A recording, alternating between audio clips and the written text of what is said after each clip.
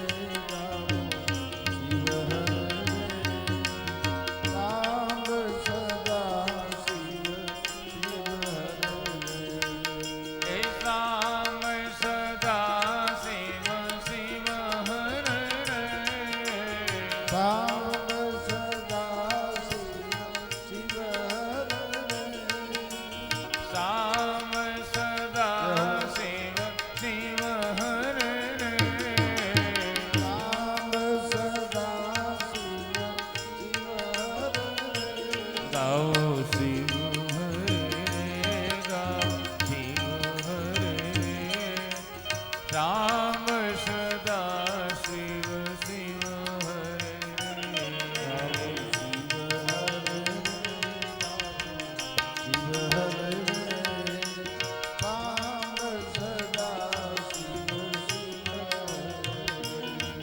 હે સાંભ સદા શિવ શિવ હરે હે સાંભ સદા શિવ શિવ હરે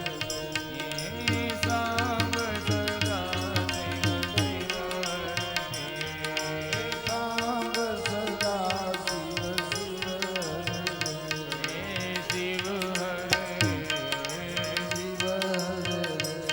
હે શિવ હરે હે શિવ હરે શિવ હરે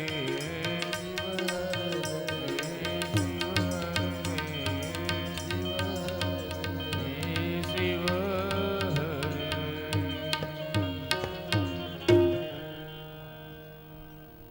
ભગવાન શિવજી પ્રબલ પંચ વિનોદશીલ ભૂખ નામના રોગથી પણ ભગવાન અન્ન દ્વારા મારીને તમારા ભૂખના રોગને ભાંગે છે અને ભવરોગ છે એ ભવરોગની દવા પણ ભગવાન શિવજી પાસે છે. એ ભવરોગમાંથી મુક્ત કરનાર હોય કારણ કે મુક્તિના દાતા ભગવાન શિવ જ છે. એની સાબિતી આગલા દિવસોમાં શિવકથામાં હું તમને આપીશ.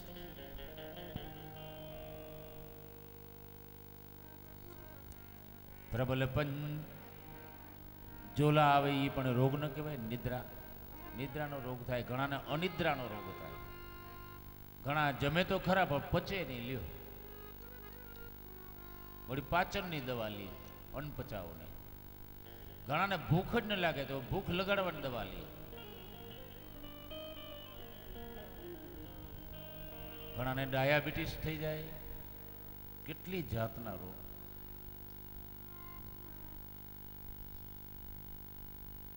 પણ 5 એમાં પ્રબલ છે બાપ.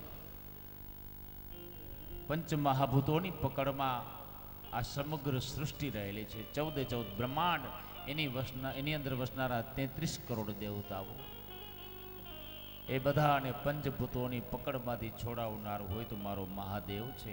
એટલે એને 5 મુખ છે. પંચાનનમ પ્રબલ પંચ વિનોદશીલમ સંભાવયે મનુષ્ય શંકર્યાત્મદેવમ. આમ ભગવાન વ્યાસજીએ મંગલાચરણ કર્યું છે. આ બાજુ નૈમિષારણમાં સુતજી મહારાજ ષણમુખ બિરાજમાન છે. એની સામે 88,000 ઋષિ મુનિઓ હાથ જોડીને બેઠેલા છે. ગઈકાલે કે તમે સુતજી મહારાજ અમને જે શિવ મહાપુરાણનો મહિમા બતાવ્યો, અમને સાંભળીને અતિ આનંદ થયો, પણ મહારાજ તમે જો આજ્ઞા આપો ને તો અમારે એક પ્રશ્ન તમને પૂછવો છે. સુતજી મહારાજ કહે કે અવશ્ય, ખુશીથી પૂછો, બોલો શું કહો છો. ત્યારે 88,000 ઋષિ મુનિઓ આજથી લગભગ 5,000 વર્ષ પહેલા, આ તેદીની વાત છે, તેદી મારીને તમારી ચિંતા કરતા હતા આ બધા ઋષિ મુનિઓ, આ બધા બ્રાહ્મણો, કે હે સુતજી મહારાજ, આગળ ઉપર કલિયુગ આવે છે અને એ કલિયુગની અંદર માણસો કેવા થશે. 4 વર્ણો છે, 4 વર્ણોમાં શ્રેષ્ઠ બ્રાહ્મણ કહેવાય. બ્રાહ્મણ સમાજને ભગવાન તરફ દોરે છે, બ્રહ્મ તરફ દોરે છે, એટલે એ બ્રાહ્મણ કહેવાય.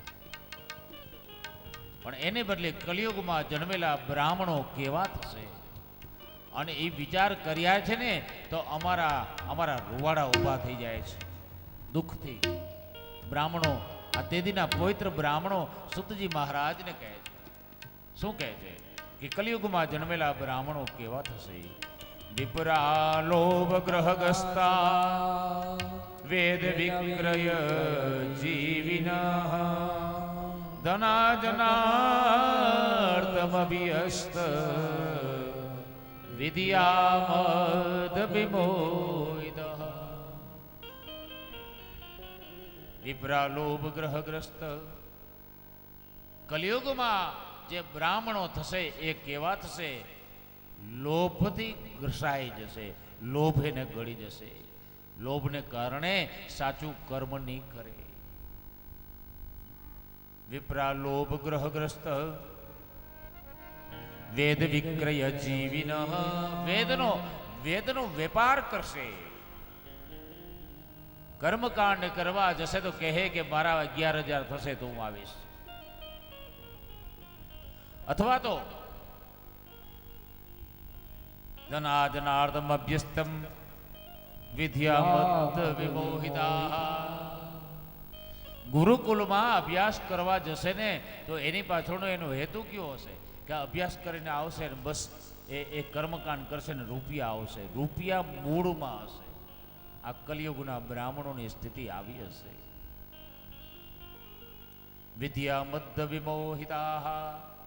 થોડી ઘણી વિદ્યા ભણ્યા હશે અને એમાં તો મોટો બધો મદ ધારણ કરશે કે હું છું કાંઈક, તું કાંઈ નથી. આવો ધમંડ કરશે. આવા કલિયુગના બ્રાહ્મણો થશે ત્યારે હાય લોકોની શી ગતિ થશે. અને કલિયુગમાં ક્ષત્રિયો જન્મશે. એ ક્ષત્રિયો ક્ષાત્રત્વ વિનાના થશે. ગાયોની રક્ષા નહીં કરનારા, બ્રાહ્મણોને દેવ નહીં માનનારા. બ્રાહ્મણોની સેવા કરવી એ ક્ષત્રિયો, વૈશ્યો અને શૂદ્રોની ફરજ છે. બ્રાહ્મણોનો નિભાવ કરવો એ ક્ષત્રિયો, વૈશ્યો અને શૂદ્રોની ફરજ છે.